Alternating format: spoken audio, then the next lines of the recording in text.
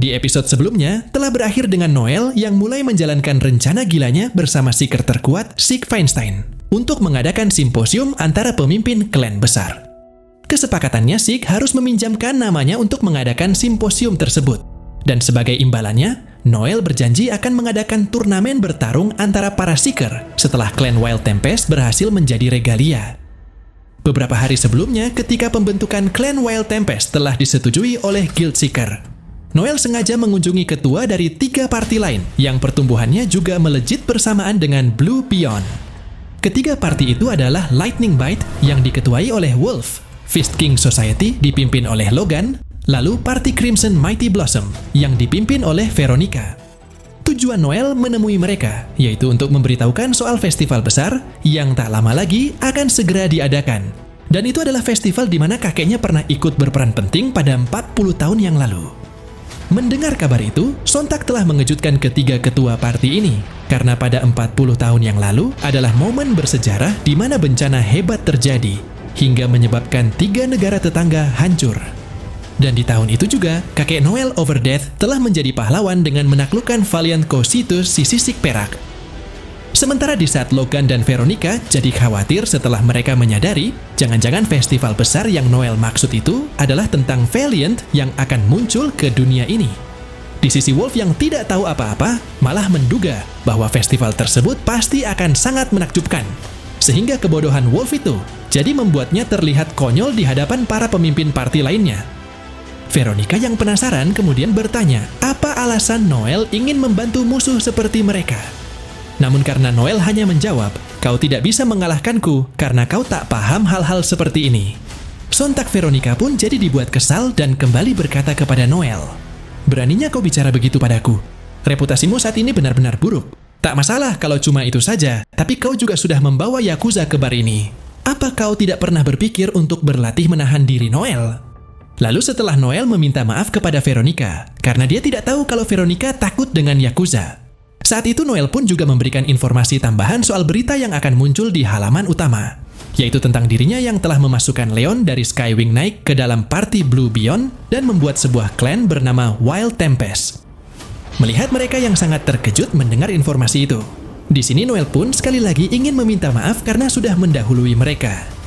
Noel mengakui, sejujurnya sebagai penerus Overdeath dirinya sangatlah menyedihkan karena terlalu lambat berkembang.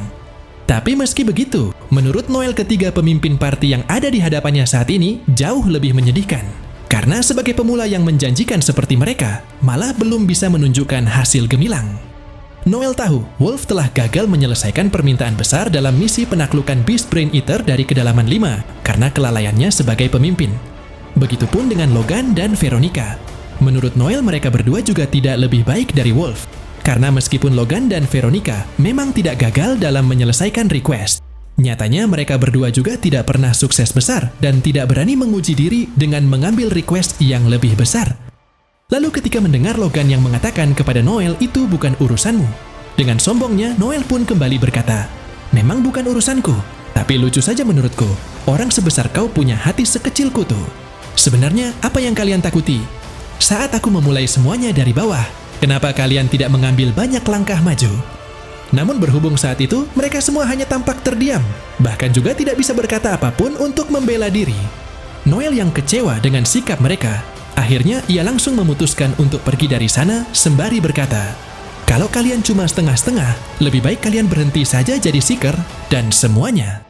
Bahkan ketika Veronica mengucapkan selamat dari lubuk hatinya yang terdalam atas pembentukan klan Noel. Bagi Noel sekarang ucapan selamat itu tidak berarti sama sekali. Jadi Noel hanya akan menerimanya saat mereka sudah pantas mengatakannya. Veronica yang kesal mendengar penghinaan itu, sontak ia pun jadi mulai bertekad untuk membuat Noel sadar dan ingin mengalahkannya. Jadi dengan tekad itulah, Veronica ingin mengajak Wolf dan Logan untuk segera menggabungkan parti mereka menjadi sebuah klan agar mereka bisa naik lebih tinggi lagi. Wolf yang mendengarnya tentu tidak bisa langsung memutuskannya di saat itu juga. Karena kalau mereka bergabung, sudah jelas urutan kepemimpinan mereka dan anggota parti juga akan berubah. Namun berbeda dengan Wolf, ternyata Logan malah langsung menyetujui penawaran itu. Karena apa yang Noel katakan tadi telah membuatnya sadar. Terlebih lagi, jika mereka ingin membuat nama mereka dikenal saat pertarungan melawan Valiant, tentunya mereka tidak punya pilihan selain bergabung. Menurut Logan, sesulit apapun keadaannya setelah bergabung dengan Veronica, ini tetap jadi berkah untuknya. Apalagi karena ia sendiri tidak pintar bermanuver menaiki tangga seperti Noel. Jadi satu-satunya pilihan yang Logan punya adalah perlahan meningkatkan kekuatannya untuk meraih puncak. Tapi yang menjadi pertanyaan Logan, apakah ia punya kualifikasi untuk menjadi pemimpin setelah bergabung?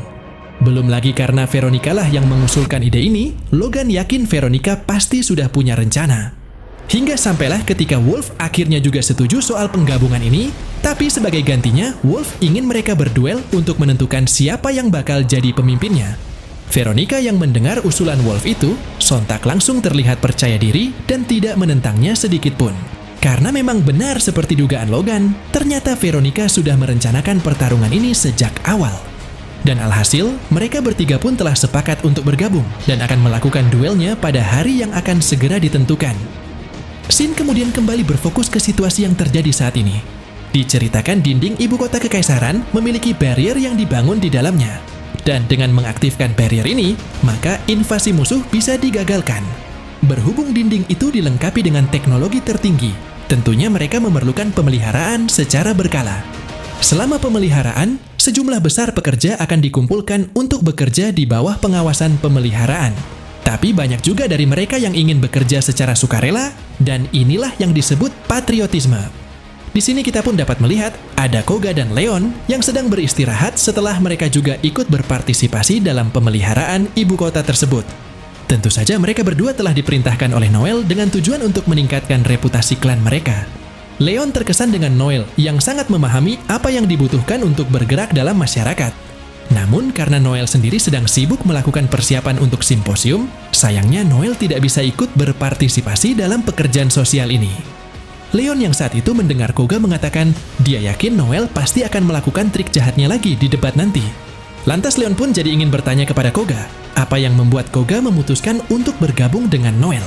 Padahal dari yang Leon lihat, ada banyak hal di mana Koga tidak sependapat dengan cara licik yang Noel pakai. Sembari tersenyum, Koga menjawab itu karena Noel adalah orang yang istimewa. Koga mengungkapkan, untuk mendapatkan sesuatu yang berharga di dunia ini, dibutuhkan seseorang yang memiliki keberanian dan pikiran cemerlang. Jadi meskipun Koga sangat percaya diri dengan keterampilannya menggunakan pedang, Koga sadar pada akhirnya pedang hanyalah sebuah pedang. Dan itulah kenapa ia memutuskan untuk mengikuti Noel.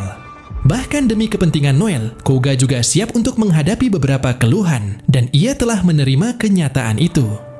Lalu, tak lama setelah Koga dan Leon menyelesaikan pekerjaan mereka di tempat ini, selanjutnya mereka pun langsung pergi untuk melakukan pekerjaan lainnya, yaitu membantu anak-anak di panti asuhan. Keduanya tampak sangat bersemangat untuk melakukan pekerjaan tersebut.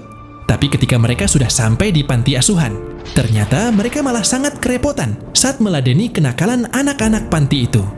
Hingga sampailah ketika ada dua orang pria yang datang berkunjung ke sana untuk memaksa ibu panti menyerahkan tempat ini pada mereka. Leon dan Koga yang tidak akan tinggal diam begitu saja, kemudian mereka pun langsung bergerak untuk membantu ibu panti itu. Namun tiba-tiba muncullah seorang pendeta yang lebih dulu memberikan bantuannya juga. Si pendeta yang menganggap tempat ini adalah penghubung panti asuhan ke gereja.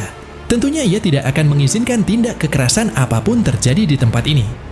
Namun setelah si pendeta diancam, sebaiknya dia tidak menghalangi, karena bos mereka yang bernama Huger Andreas telah memberikan donasi yang sangat banyak kepada gereja.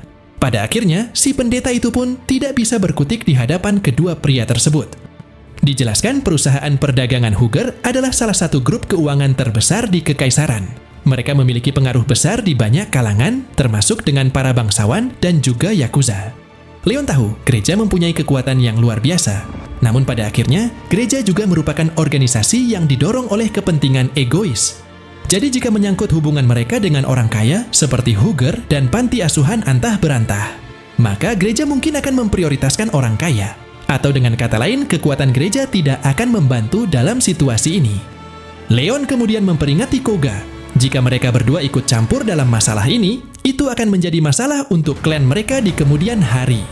Namun tanpa mempedulikan peringatan Leon, ternyata Koga tetap ingin memberikan bantuannya, karena ia sudah tidak tahan lagi melihat sikap buruk kedua pria tersebut. Hingga sampailah ketika kedua pria itu melihat liontin kalung yang digunakan oleh Koga dan Leon berlambang ular bersayap. Sontak kedua pria itu pun jadi sangat ketakutan dan langsung pergi dari sana. Karena mereka tahu lambang itu adalah milik klan Wild Tempest, jadi mereka tidak mau berurusan dengan Noel. Si pendeta dan Ibu Panti kemudian mengucapkan terima kasih kepada Koga dan Leon atas bantuan mereka. Namun ketika Koga menawarkan untuk sering datang ke sini, agar ia bisa melindungi mereka semua dari ancaman seperti tadi, ternyata si pendeta malah tidak ingin melibatkan Koga dan Leon lebih dari ini. Lagi pula, meskipun tidak banyak yang bisa ia lakukan, si pendeta berjanji bahwa ia pasti akan melindungi anak-anak yang tinggal di sini. Sementara itu, ketika Koga diajak oleh anak-anak panti tersebut untuk makan bersama sebagai ungkapan terima kasih mereka, di lain sisi terlihat Leon yang masih membantu si pendeta untuk mengangkat meja di luar. Leon kemudian ingin mengajak si pendeta untuk ikut makan bersama mereka juga. Namun sayangnya si pendeta tidak bisa ikut, karena ia masih punya pekerjaan yang harus diselesaikannya di gereja. Leon yang saat ini masih memikirkan, apakah keputusannya meninggalkan Skywing Knight dan bergabung dengan Noel adalah keputusan yang tepat. Lantas Leon pun juga ingin meminta saran dari si pendeta soal itu, karena Leon sendiri tidak yakin apakah ia akan berhasil di klan barunya. Si pendeta menjawab, ia bisa memahami kekhawatiran yang sedang dirasakan Leon. Tapi karena Leon sudah membuat pilihan, maka sudah terlambat bagi Leon untuk mengubahnya sekarang. Jadi walau bagaimanapun, Leon harus memiliki keyakinan yang kuat pada pilihan yang telah dia buat. Lagi pula tidak ada gunanya kalau Leon merasa bimbang setelah sampai sejauh ini. Menurut si pendeta, semakin seseorang ragu, maka semakin ia mencari faktor eksternal yang bisa disalahkan. Dan pada akhirnya yang terpenting adalah perasaan aman bahwa kita sendirilah yang memegang kendalinya. Karena satu-satunya raja yang harus kita layani adalah diri kita sendiri. Setelah mendengar semua itu, akhirnya Leon pun bisa merasa sedikit lebih baik dan mulai sekarang ia akan mencoba percaya pada keputusannya. Namun tanpa diduga oleh Leon, tepat ketika dirinya kembali masuk ke panti untuk ikut makan malam bersama yang lainnya, tiba-tiba si pendeta mulai menunjukkan sifat aslinya dengan berkata, "Tidak dapat bergerak maju tanpa jalan yang jelas. Semut pasti menjalani kehidupan yang sulit." Scene kemudian berganti ke sisi dua pria yang telah membuat onar sebelumnya. Mereka yang takut disalahkan karena sudah gagal mendapatkan akta tanah panti asuhan tadi. Lantas mereka pun berniat ingin membakar panti asuhan itu sebagai bayaran karena tidak mematuhi mereka. Namun di tengah perjalanan tiba-tiba, mereka malah dikejutkan dengan kemunculan seseorang yang sangat misterius. Dia memiliki postur tubuh seperti seorang wanita bertopeng, tapi juga memiliki telinga yang tampak seperti telinga serigala. Dan bisa dipastikan, orang ini adalah villain baru yang akan menjadi lawan berat Noel selanjutnya. Nah, jadi inilah keseluruhan cerita dari video sebagai peran pendukung terburuk si juru bicara kali ini. Terima kasih buat teman-teman yang sudah nonton sampai selesai. Kira-kira akan ada keseruan apalagi setelah ini? Tetap nantikan update video lanjutannya hanya di channel Onnobe.